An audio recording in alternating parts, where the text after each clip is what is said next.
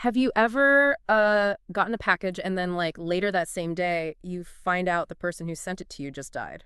Wow, that's pretty eerie. I can't say that's ever happened to me. Yeah, so that's kind of the starting point for us today for this deep dive. It's all based on, the stuff he sent us. Okay, got it. So picture this, okay? London, 1922. You've got all this excitement about like King Tut's tomb being discovered. Oh yeah, that was huge. A lot of people were fascinated by that even back then. Right.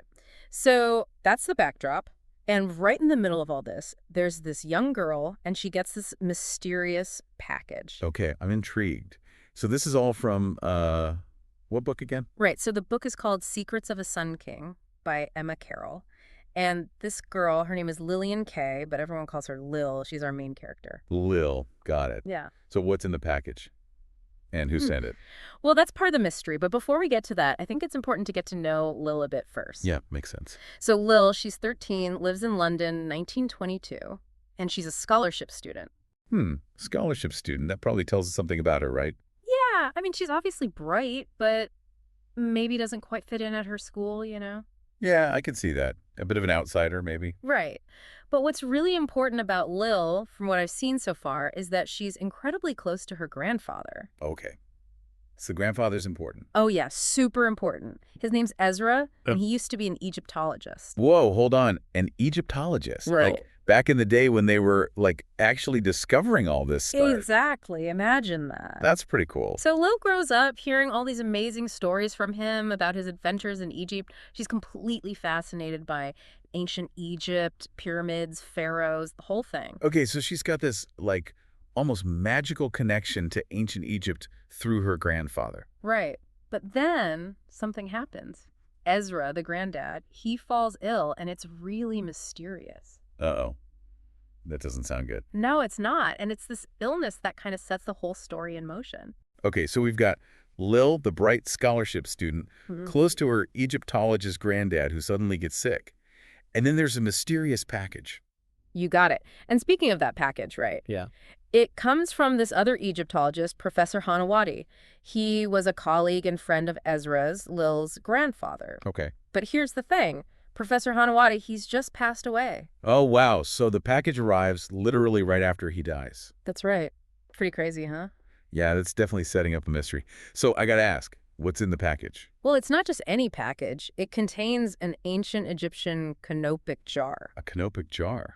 What's that? So you know how the ancient Egyptians, they mummified their dead? Yeah, of course. Everyone knows that. Well, canopic jars, they're these special jars they used to store the internal organs during the mummification process. Oh, right, like the lungs and stuff. I remember learning about that in school. Exactly. But it gets even more interesting. The package also contains a translation of a curse, and it's linked to a king's tomb. A curse. Like a real Egyptian curse. Come on, are we talking mummy's curse here? Well, that's what the professor's letter claims. He urges Ezra to return the jar to its rightful place in the tomb to break the curse. Whoa, that's a lot to take in. So is this curse, like, affecting the granddad? Is that why he's sick? That's what Lil starts to believe. She feels like she has to do something to protect him. And remember, these jars weren't just random containers. They were, like, spiritually important to the ancient Egyptians, right? Taking them from a tomb, even if you don't believe in curses, could be seen as a pretty serious thing. That's a good point.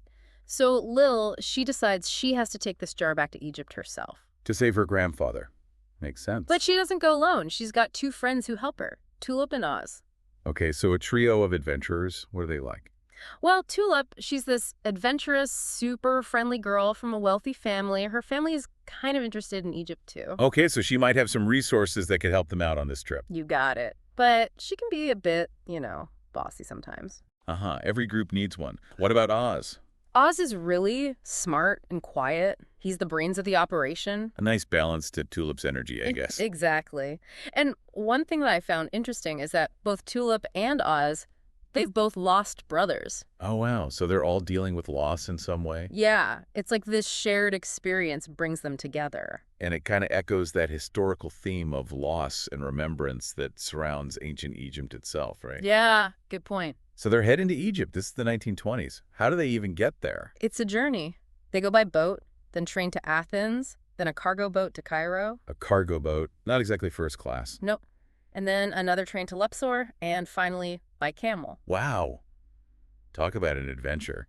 That's a lot of travel, especially back then. It really shows how dedicated they are to this mission. It's definitely not a quick trip, but it's not just their story we're following. The book also tells us about this girl named Lysandra. She was a scribe in ancient Egypt and a close friend of King Tut. Oh, so we're getting like a story within a story, a glimpse into the past.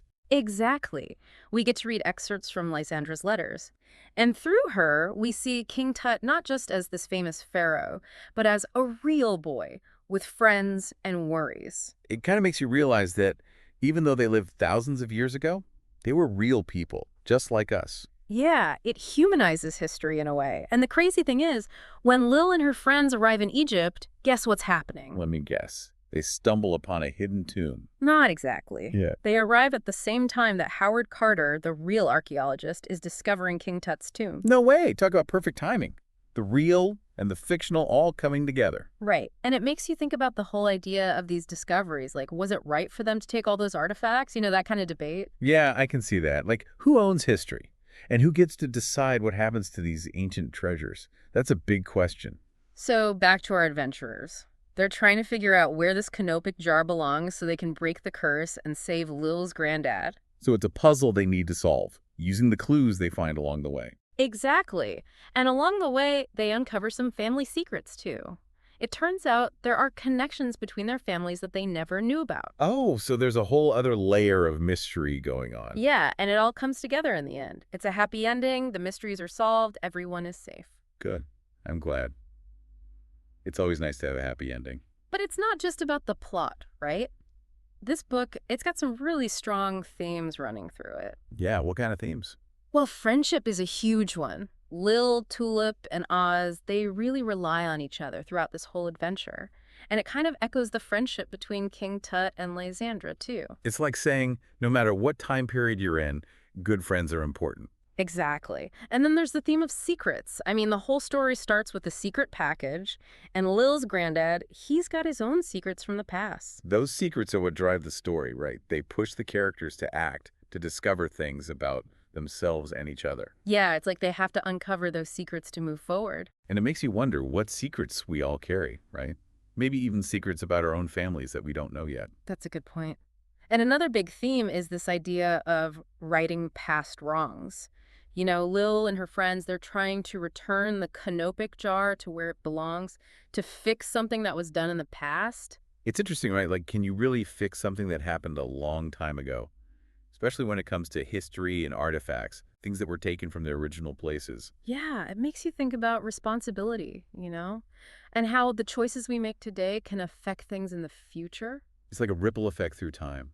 Our actions have consequences. Definitely. And of course, the book is a huge adventure. I mean, they travel across continents, face all sorts of dangers. You know, they show a lot of bravery. Bravery, yeah. And not just physical bravery, but also the courage to stand up for what's right, to face the truth, even when it's scary. Yeah, I agree. They really show how you can be brave, even if you're scared. And it's not just about boys being brave either, right? Lil and Tulip are both strong, independent girls. That's true. And Oz is, well, he's from a different background, which is nice to see in a book like this. Representation matters, for sure. It's about seeing yourself reflected in the stories you read. Absolutely. And I think this book does a good job of showing that. It's also got this message about respecting history and other cultures. You know, it shows how important it is to learn about the past and to treat artifacts with care. It's not just about adventure, right? It's about understanding and appreciating where these things come from. Exactly. And it even kind of criticizes the way some people treated Egypt and its treasures in the past, you know? It encourages you to think critically about history, about how we interpret the past and whose voices get heard. So for our listener out there, if you enjoyed this and you're looking for more books like this, Emma Carroll has written a bunch of others. Oh yeah, she's prolific. Frost Hollow Hall, The Girl Who Walked on Air, Letters from the Lighthouse. Strange Star, The Somerset Tsunami, Sky Chasers, they all have that same kind of feel, historical settings, mystery, strong female characters. And don't forget, they all grapple with those big questions about friendship, family, secrets, and trust. Right, but what about other authors? Any suggestions for our listener who wants to explore further? Definitely. If you loved Secrets of a Sun King, there are so many great books out there.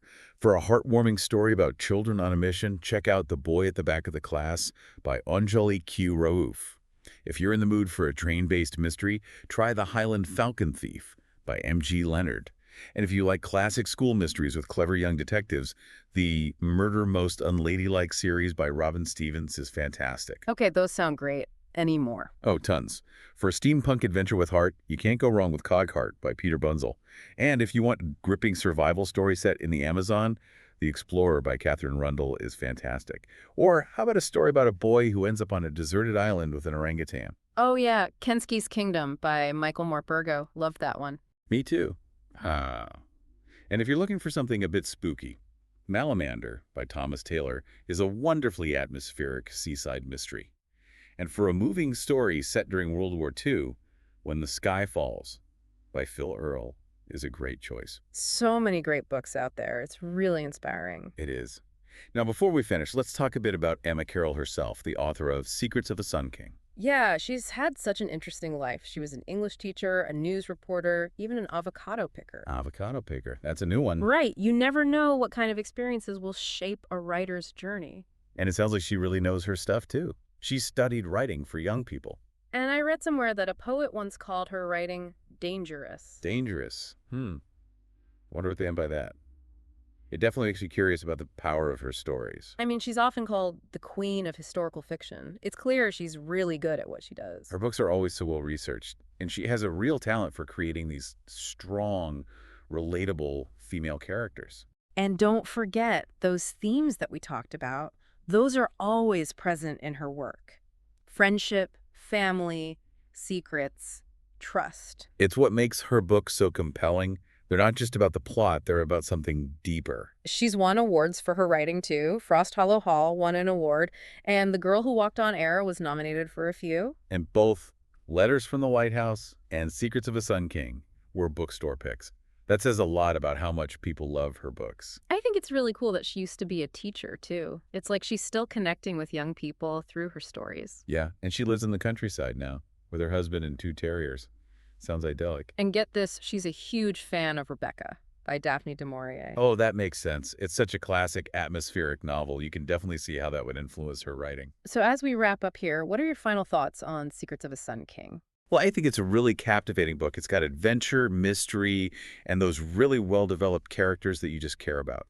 Lil's journey, both literally and figuratively, is really something. And it doesn't shy away from asking those big questions about history, ethics, and what we owe to the past. And the way it weaves together the present-day story with those glimpses into ancient Egypt through Lysandra's letters, it's just brilliant. It really makes you think about how connected we are to the past, even though it seems so far away.